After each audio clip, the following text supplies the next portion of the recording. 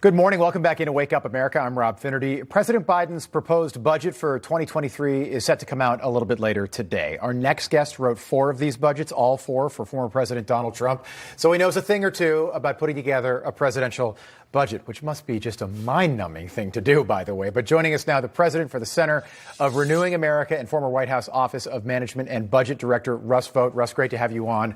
Thanks for being in with us. I couldn't imagine putting something like this together. What a job. Just quickly, how do you even begin to do a job like that? It's honestly a 6-month, 8-month-long process that the federal government works on for a long period of time.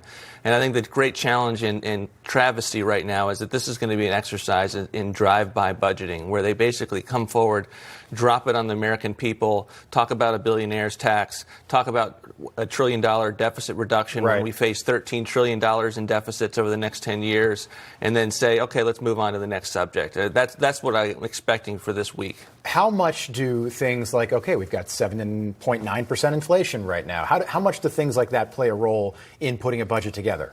Huge. I mean, it's ability to make your numbers, to have a deficit path, to have a look at the fiscal picture of the United States, and your interest rates go into that, your inflation goes into that. And so it is a huge aspect of it, and it's one of the reasons why this administration is emphasizing deficit reduction right now in a new way. This is not something that they emphasized last year in any way. And so I think they're trying to say, hey, we're going to do something. They're not doing much. Right. Okay, let's talk about some of the specifics. The president... this is one of the controversial items in this budget. And I don't think there's any actual precedent for something like this. A new tax on the wealthy, dubbed the Millionaire Minimum Income Tax. Check that, billionaire. Did I say millionaire? Billionaire. It calls for a 20% minimum tax rate on U.S. households worth at least $100 million. So we're talking about maybe 20,000 households nationwide. And they're going to be taxed on money that hasn't been earned yet. What do you make of this? Yeah, that's why these things are so hard to administer, because there's no sale. This is unrealized income. So you're having to set up a situation where appraisers are coming by for your art pieces. I mean, it is really a hard thing to measure. And what we have found in history is that often when countries put these in place, all of their wealthy flee to other areas. And there's massive tax avoidance that goes on. So I'm actually surprised that they only get $360 billion from this. I think that's revealing in the fact that even they're not expecting this to raise that much money. This is not something that fixes your deficit. It's not fixes your national debt. It's largely I think, an unconstitutional effort that will be hard to administer and will not work to bring our nation's fiscal house in order. You think it's unconstitutional? Why?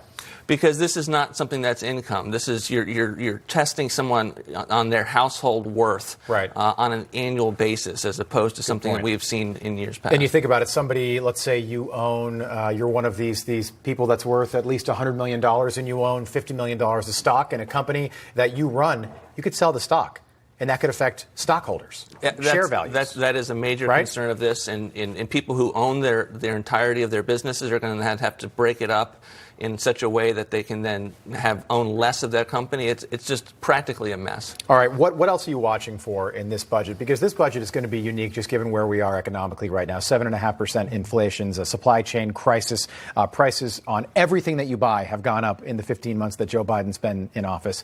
What are you looking for today? I'm expecting big spending increases, and I think that's what is so unbelievable. In a time of high inflation, it would be like a family budget saying we're going to go on an effort to balance our fiscal house, and then saying we're going to double the shopping budget, or we're going to go out to eat more per month than we normally would. I mean, that's what this administration is not going to want to focus on today, is their spending increases, but they will be there.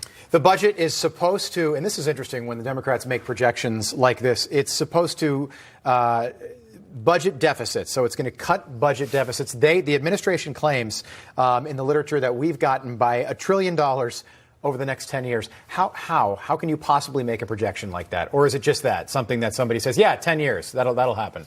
Well, you have policy proposals that have an assumed cost estimate for them. But what is revealing about that is we have $13 trillion in deficits over the next 10 years, and they're only going to have $1 trillion in savings over that period. So it reveals how unserious they are. And if you were to really try to take a whack at the deficit like we did, we had about $4 trillion in savings that got us to balance in the out years. There's no effort to do that in this policy. And politics play a role, too. You know, if you're doing a budget, say, for the former former president, he's got to win re-election again, so that's got to play a role in where that lines up. I'm sure that will play a role today as well. No question. This is going to be speaking politically to their base, and as well as they're trying to show the American people what their plan is. Yeah, the midterms coming up in November. All right, Russ Vought, thanks so much for being in with us. We appreciate the expertise. Thank you.